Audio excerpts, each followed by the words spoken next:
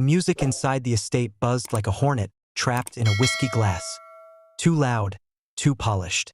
John stepped out into the cool night, the tailored suit on his back suddenly feeling like armor he didn't remember putting on. He needed a breath of air, space, the kind of silence that could remind a man what was real.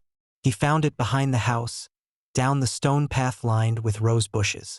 Emily had insisted on this garden, said it was romantic, timeless.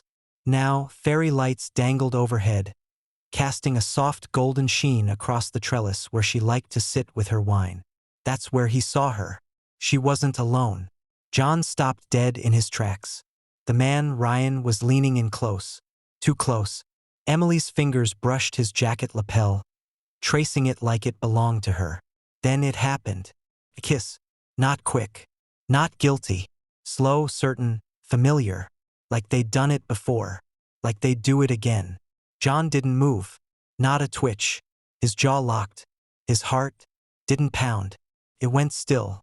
Her laugh floated out next, soft and breathy, like it used to sound after a few glasses of Cabernet on their back porch. He used to love that sound. Now it split him like a saw through oak. Emily glanced up mid-laugh and saw him. For a second, her smile faltered. A flicker of panic. Then guilt. Then something colder, acceptance. She stepped back from Ryan, smoothed her dress, and walked past John without a word. Her perfume brushed his shoulder, floral and faint. The same scent she'd worn since their 3rd anniversary. Now it stank of lies. Ryan didn't follow her. He stood under the lights a moment too long before slipping back toward the party. Like a coward, John remained in the garden, staring at the trellis, hands in his pockets, thumbs pressed hard against his keys. He didn't shout, didn't storm in after her. That wasn't him. He'd spent his whole life solving problems with a level head, on construction sites, in union meetings, at city permits offices. And now he stood at the center of a garden she called her dream, watching the whole damn dream rot. His breath came slow and shallow, controlled. But inside, something shifted. Not the kind of rage that burns hot and loud. No, this was different. Calcified, cold, sharp, surgical. He could feel it forming in his chest like a rebar setting in concrete. The party behind him carried on. Laughter, glasses clinking, the hum of a band covering Sinatra. But out here, the air was different. Still, heavy. He finally moved, walking up to the trellis. One of the roses had a snapped stem.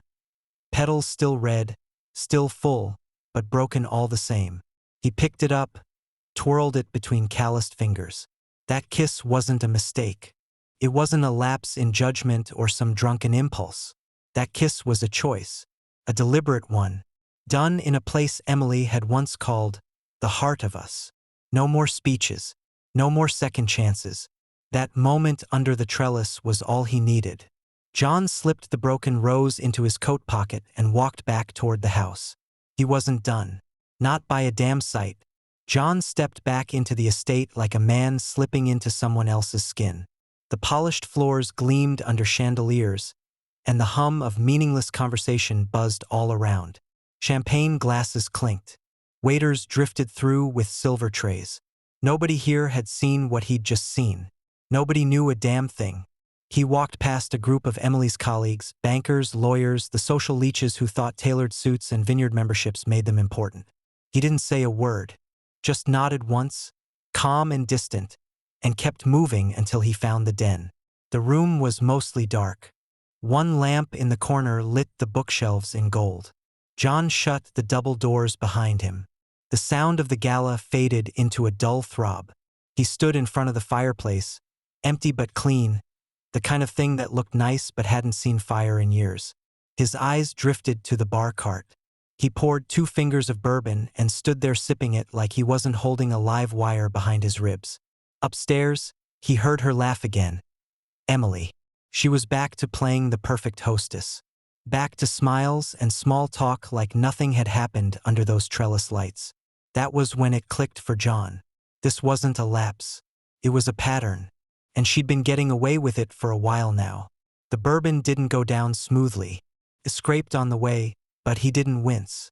He just walked over to the desk, opened the drawer, and pulled out a leather-bound notepad. One of the old ones they used for guest messages. It didn't matter. It would do. He sat down and wrote a single word at the top of the page. War. Not the kind fought with fists or screaming matches. He wasn't going to give her that satisfaction. He wouldn't hurl plates or pack a bag in a rush. That's what she expected. That's how a weaker man would have crumbled. Loud, messy, easy to dismiss as emotional.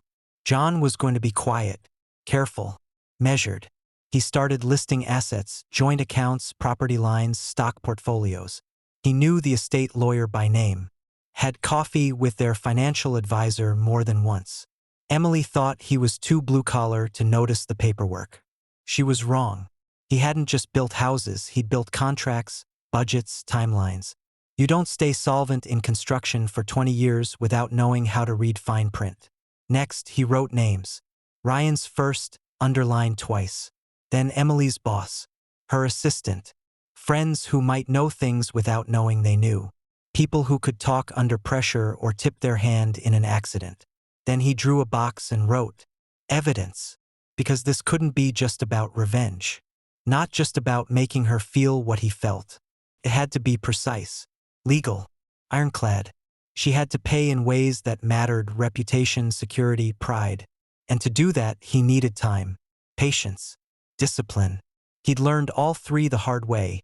Waiting out rains on job sites, staying calm when vendors tried to screw him on steel delivery, working through the night after workers bailed. He could wait. He could grind. He turned to a fresh page and just stared at it. The old him, the man who brought her breakfast in bed, who sat through fundraising galas he hated just to see her smile, was still there somewhere. But his hands felt different now. Steadier. Like something inside had finally settled. John wasn't reacting. He was planning. Because this wasn't the end. It was just the opening move. John didn't sleep that night, not really. He stayed in the guest bedroom, claiming a headache from the bourbon. Emily bought the lie. She always did. She didn't ask questions. Didn't press. Just slipped into their California king bed like everything was fine. Makeup off, mask back on. He waited until the house went still. The kind of still where you can hear your own breathing in the dark. At 2:11 a.m., John stood in the doorway of their bedroom, watching her back rise and fall under the covers. The soft glow from her charging phone lit the nightstand. Her passcode was the same it had always been, her father's birthday. She trusted his blindness. That's what made her sloppy. He slipped the phone into his hand like a contractor picking up a wrench. Second nature. No hesitation. Just calm, methodical movement. Messages. Ryan. Pinned to the top. Of course. John's thumb moved, slow and steady, through the thread. The further he scrolled, the colder his chest felt. Still thinking about last weekend. He's so boring it hurts. Same time Friday? I'll tell him I'm doing a girls' night. You always make me feel like the real me. John didn't flinch, didn't blink. Each emoji was another nail. Each lie another weight dragging down what they used to be. He tapped the attachments. Photos, some grainy, some posed. Hotel rooms. Ryan's car. A mirror selfie where she wore the dress John bought her for their anniversary. But the smile wasn't for him. She used to send photos like that to him. Now they were proof. He airdropped them to his laptop in the office. Backed up everything. Labeled the folders under innocuous names. Client proposals Q4, roofing estimates. Next came her email. She used the same password there too. John opened her work inbox, the one tied to her project consulting firm. It didn't take long. Ryan's name showed up in travel confirmations, joint bookings, dinner reservations, calendar blocks marked strategy sessions that were anything but. He copied those too. Then he moved to banking. Not hers, his. She used his card more than her own. That was the mistake. Charges for 2 at restaurants he'd never been to. A day spa in Boulder she'd claimed was a solo recharge. A cabin deposit for a couple's retreat. She said she was helping plan for a friend. She didn't just cheat with her body. She used his name, his money, his stability as the foundation for her fun. John leaned back in the chair, laptop humming quietly. His fist stayed unclenched. his jaw still. This was no longer about emotion. Emotion was what they fed you in therapy. What self-help podcasts pushed on broken men who didn't know how to act. John knew exactly how to act. This was a blueprint now. Phase 1. Confirm. Done. Phase 2. Collect. In progress. Phase 3. Collapse. Coming soon. He looked over at the family photo on the shelf. The one from last Thanksgiving. Emily's arm linked through his. That fake smile. Now he could see it clearly. She'd been hiding in plain sight. But now he was the one in the shadows. And she wouldn't see him coming. John didn't change his routine. Not outwardly. He still got up early, still made coffee the way Emily liked it, 2 sugars, oat milk, a pinch of cinnamon. He handed her the mug every morning like nothing had shifted. Like he hadn't watched their marriage rot from the inside out. But inside, everything had changed. He was done reacting. Done hoping. Now he was recording. The first step was her location history. She had shared it months ago, when she pretended to be one of those couples who had nothing to hide. John hadn't thought much of it then. But now he checked it every morning, logging every place she'd been the day before. Tuesday, Westin Hotel downtown. 10:42 a.m. to 2:03 p.m. Thursday, wine bar in Lohi. Same one she once said was too pretentious for a girls' night. Friday, Ryan's apartment. The pin stayed there for 5 hours. John took screenshots every time, time-stamped and uploaded to a folder he labeled Vendor Receipts 2023. She was so confident in his ignorance, she never turned the location off. He didn't confront her. He cooked dinner. He kissed her on the cheek. He asked about her meetings while logging every lie she told. Next came the finances. He pulled statements from the last 6 months and started tagging entries. Spa visits, Uber rides, the boutique hotel stays charged under her consulting LLC but billed to their joint account. John printed them out, circled them in red ink like it was a high school test. When he found the hotel charge on the same day she claimed to be at her mother's physical therapy, he called the hotel. Asked for an invoice under the guise of confirming a business dinner receipt. Room 308. 2 guests listed. Emily and Ryan. The manager offered to email it. John smiled. Please do. By the end of the week, he had a spreadsheet. 100 entries. Dates. Locations. Charges. Witnesses. That's when he called his guy. Kevin Wallace wasn't just a private investigator. He was a retired county deputy with 25 years of experience in surveillance, fraud, and asset tracing. John had helped Kevin remodel his kitchen last year. They'd stayed in touch. John met him at a diner off Colfax. No paper trail, no appointment. Just eggs, coffee, and a man-to-man talk. I need eyes on 2 people. Discreet. No drama. Just facts. Kevin stirred his coffee. You think she's cheating? I know she is. You want photos? I want timestamps. Faces. Plates. Paper trails. Everything. Kevin nodded once. Give me a week. By the 4th day, John had photos. Emily and Ryan at a sushi bar, her hand on his chest. Ryan brushes hair from her face. They entered the boutique hotel again. Room 308. John added them to the file.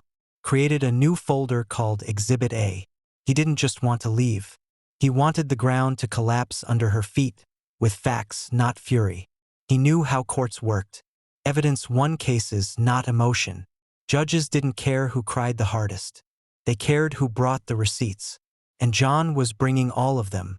The final move came quietly. He drafted sworn statements, simple affidavits summarizing the surveillance, the financial leaks, and the emotional abuse through deceit. Kevin helped tighten the language. No rage, no accusations, just facts. Cold, clean, legal. John placed the thick manila envelope in his safe. Labeled it Final Phase. He went to bed that night with Emily curled beside him, her hand resting on his chest like she still owned his heart. But John's heart was somewhere else now. Filed, labeled, sealed. She had no idea she was sleeping next to her reckoning. Let's get away for a weekend, John said one Tuesday night while Emily scrolled through Instagram beside him. Her phone lit her face in the dim bedroom, casting shadows he couldn't unsee anymore. Emily looked up, surprised. Really? Yeah, just us. Like old times. There was a pause just a beat too long. Then she smiled, but it didn't reach her eyes. That sounds amazing. She thought it was an olive branch. He made sure she did. The cabin belonged to John's buddy from his framing crew. Remote, no Wi-Fi, built tight into the tree line up north. A weekend retreat for men who needed to breathe. Now, it would be the stage where masks fell. They drove up Friday morning. John let Emily talk about the weather, her firm, the dinner party next month. She never once mentioned Ryan. But he saw it. The tension in her fingers. The way she kept checking her phone, angling the screen away when she thought he wasn't looking. The road wound through dense pine. Emily pulled her jacket tighter around herself as the temperature dropped. John kept the heater low, let the silence fill the truck. When they arrived, Emily stepped out and smiled at the view like a woman trying to believe the lie she'd rehearsed in the mirror. John unpacked slowly, methodically. He brought wine, candles, that old fleece blanket she liked. He set the stage just right. Romantic, peaceful, like nothing was broken. That night, after the fire crackled down and the wine hit, John turned to her on the couch. "You happy?" Emily blinked, caught mid-sip. "Of course," she said too quickly. "This is beautiful. I don't mean the cabin. I mean us." Her eyes flicked to the fire. "You're being intense." He leaned back, watching her. "Am I?" There it was. A flicker. The tiniest quake in her expression. "I'm just saying," he continued, voice even. "It's been a while since it felt like we were in the same place." Emily tried to smile but couldn't hold it. "I know. Work's been insane." "Not just work." She set her glass down. "What's this about, John?" He shook his head slowly. "Just thinking out loud. Do you ever feel like people change when they think no one's watching?" She hesitated. "Where is this coming from?" "I'm watching Em," he said quietly. "I always have been." She stood up. "I think I'm going to bed." John didn't move. "Sleep tight." She retreated down the hallway, and the door clicked shut a little harder than necessary. John waited 10 minutes, then 20. Then he pulled out his laptop and hotspot and opened the email drafts. He attached 3 PDFs, a folder of screenshots from her text threads with Ryan, photos from Kevin's surveillance, financial records linked to her misuse of the consulting expense account. Then he addressed the email to board@harperandwaite.com. Subject: Urgent. Regarding your senior consultant Emily Carver. From a dummy address he'd set up months ago. He copied her supervisor directly. Included language that would raise flags: breach of ethics, company reputation risk, improper use of funds. His finger hovered over send. He didn't smile, didn't hesitate, just clicked once. Email gone. Phase 3 in motion. He drafted the second one for Ryan's employer. Different tone, more personal. Attached images. Tagged it as anonymous concern over inappropriate conduct at public events and possible harassment toward a married colleague. He scheduled it to be sent the next morning, precisely 8:03 a.m. Then he closed the laptop and put another log on the fire. He stared at the flames, the crackle and pop echoing through the quiet cabin. Upstairs, Emily slept in a bed she thought was hers. But this trip wasn't about reconnection. It was about pressure. Exposure. Watching the woman who destroyed their marriage slowly realize her world was no longer hers to control. John poured himself another bourbon and sat back. Let the unraveling begin. The morning air at the cabin was sharp, cold enough to wake a man up from anything soft or sentimental. John stood on the porch with a mug of black coffee, steam curling toward the gray sky. Birds chirped somewhere deep in the trees. Emily was still inside, still asleep, wrapped in flannel sheets she didn't deserve. At 8:03 a.m., his phone vibrated once. Email sent.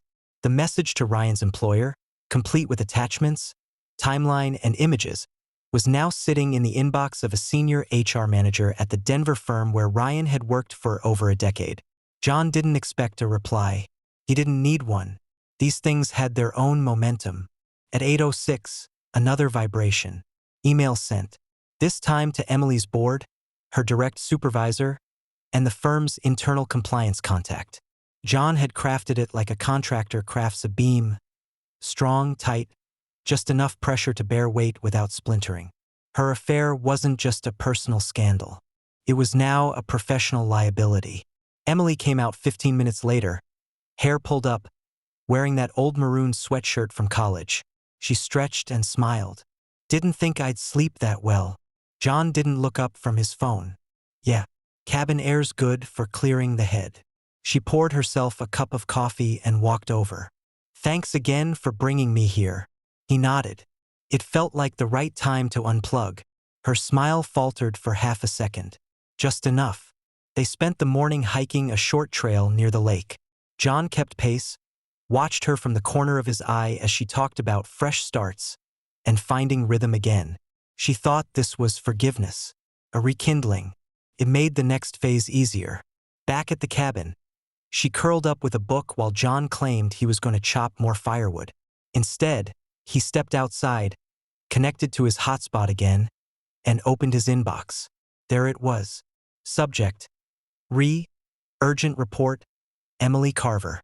Thank you for the submission. We've escalated the matter for internal review. Please know this will be handled confidentially and seriously. He leaned against the wall, thumb scrolling. 10 minutes later, another one. Subject: Anonymous report Ryan Jeffries. We appreciate the documentation. This behavior violates our code of conduct. HR will be investigating immediately. Your identity remains protected. John locked his phone and pocketed it. By the time they drove back into the city Sunday night, everything was already unraveling. Emily noticed first. Her phone lit up with a string of messages Monday morning. John watched her from across the kitchen table as her face drained. One from her boss, another from her assistant. She looked up, eyes scanning his face. Something wrong? He asked, chewing toast. I think there's been some kind of misunderstanding at work. John sipped his coffee. Is that so? They got some kind of anonymous email about me and… She stopped herself. I tried to laugh it off. It's ridiculous. He leaned back.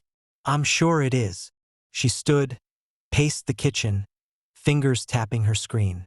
I've got to go in. Straighten it out. John nodded, calm. Let me know how it goes. Emily's heels clicked across the tile as she left. The front door shut. John exhaled slowly. Not satisfied, not triumph, just pressure released. The kind you feel when a structure starts to fall exactly how you designed it. By lunchtime, she called him. I've been put on leave, she whispered. Pending review. John kept his tone flat. They say why? They think I violated company policy. Personal misconduct. But it's all been twisted. John let the silence hang before saying, strange how things twist when they're exposed to daylight. She didn't speak for a moment. John, is there something you want to tell me? He didn't answer, just hung up. That afternoon, he received a message from Kevin. Ryan got pulled from a client account. HR circling. Looks like your timing was spot on. That night, Emily didn't talk much.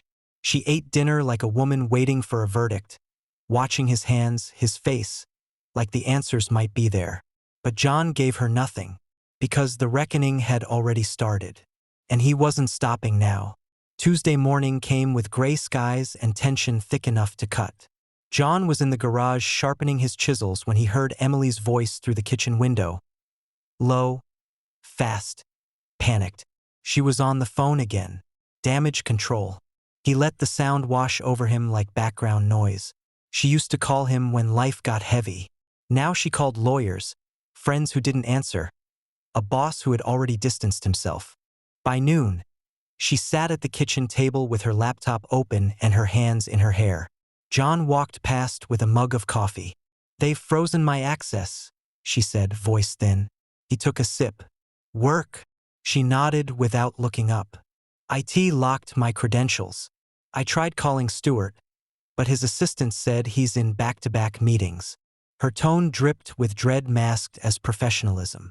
John said nothing, just leaned against the counter. You don't think someone sent something, do you? He tilted his head. Like what? She blinked. I don't know, something fake? Fabricated? So specific. I mean, the screenshots, the timing. He let the silence answer her. Because now, finally, she was beginning to realize. This wasn't some online smear or office gossip. This was surgical. By Thursday, the official suspension letter arrived. John watched her read it over the breakfast table, her eyes scanning every line like she could rewrite the outcome with sheer will. She folded it once, then again, and slid it into her purse. That same afternoon, he met with his divorce attorney. John came prepared, manila folders stacked with records, a thumb drive, and the spreadsheet titled Timeline of Infidelity. The lawyer flipped through the documents, then sat back with a slow breath. You sure you don't want to go for shared division? I built this house, paid for everything. She betrayed the marriage. I want what's mine. With this file, you'll get more than that. You'll get her cornered. John nodded once. Good. By Monday, the petition was filed. Fault-based divorce. Adultery. Accompanied by supporting documentation. Emily found the envelope in the mail tray. Her fingers trembled before she even opened it. She walked into the living room, paper in hand, face pale. You're filing for divorce?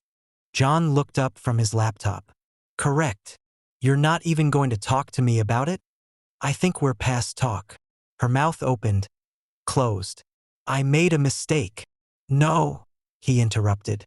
A mistake is forgetting an anniversary or losing your temper. You built a second life behind my back. I funded it with my money, laughed about it in texts. That's not a mistake, Emily. That's a campaign. Her eyes welled. You've been watching me? John stood, walked over until there was barely space between them. I was married to you. Of course I watched. I just didn't like what I saw anymore. She collapsed into a chair. John, I'm losing everything. He didn't argue, because she was. By the time the first court hearing came, Emily had lost her job, her public image, and the network of friends who once applauded her curated Instagram life. Ryan had vanished, resigned quietly, stopped returning her calls. No defense. No knight in shining armor. John, meanwhile, had moved fast. He'd frozen the joint accounts, redirected their investments, and filed an injunction preventing any sale or transfer of marital assets. When the judge read the documents aloud in the courtroom, Emily didn't even lift her head. John sat still, calm, composed. Everything a man needed to be when he was finally getting justice without raising his voice. By the end of the month, he'd been awarded the house, the vehicles, and 80% of the financial estate. Emily was left with her maiden name, a shattered reputation, and an apartment lease she could barely afford on temp work. But John, he walked out of that courtroom lighter. Not happy, not whole, but free, and more dangerous than ever. Days after the court ruling, Emily found the letter. It wasn't shoved under a door or thrown on the kitchen table. John sent it, carefully folded, stamped, and delivered directly to her apartment. She opened it with trembling hands, scanning the clean, precise handwriting that betrayed no emotion, only cold resolve. Emily, it began. This letter isn't about anger. It's about the truth. You chose to build your life on lies, on betrayal, deceit, and disrespect. You destroyed what we had, but I refused to let that destruction define me. You thought I wouldn't see, that I wouldn't act. You were wrong. This was never about revenge for revenge's sake. It was about reclaiming my life, about justice. Every step you felt unraveling was a consequence of your actions. This is the end of your chapter and the beginning of mine. At the bottom, his signature was clear and deliberate. Emily folded the letter carefully, sliding it into a frame on her kitchen wall. The only thing in that apartment that still held meaning. She called him that night. Why? Why go this far?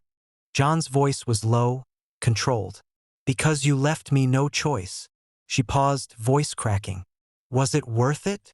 John didn't answer immediately. He sat alone in his living room, the house quiet except for the ticking clock and the distant hum of the city. The victory tasted hollow. He'd won the war, sure, But the peace? That was still out of reach. Weeks later, John sat in his study, the late afternoon light casting long shadows across the hardwood floors. The house was silent. No laughter, no arguing, no false promises. Just the weight of everything that had come before and everything left behind. He stared at the framed photo on his desk. A happier time, a wedding day smile frozen in time.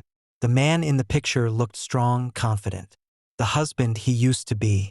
The man he thought he'd always be. But that man was gone. The revenge had been methodical, surgical. He dismantled Emily's world piece by piece, leaving no stone unturned. Legally victorious, financially secure. Yet inside, John felt hollow. The sharp edge of anger had dulled, replaced by a quiet ache, a reminder that winning didn't erase the pain. He thought about the nights lying awake, replaying moments under the rose trellis, the kiss that changed everything, the controlled fury that had fueled his fight, the moments of calm calculation that had won the war. But at what cost? John poured himself a glass of bourbon, the amber liquid catching the light. He didn't drink it. Not yet. He realized the fight had taken more than Emily's betrayal had. It had taken a piece of him, the man who once believed in trust, in family, in love. Was it worth it? The question echoed in the silence. He didn't have an answer. But one thing was clear. He wasn't the same man who walked into that garden months ago. John stood, looked out the window at the city skyline. The future was uncertain, but it was his to shape. Not with anger, not with revenge, but with hard-earned strength, the kind that comes from facing ruin and choosing to build again. Subscribe and stay one step ahead of cheaters. And trust me, the next story makes this one look like a fairy tale.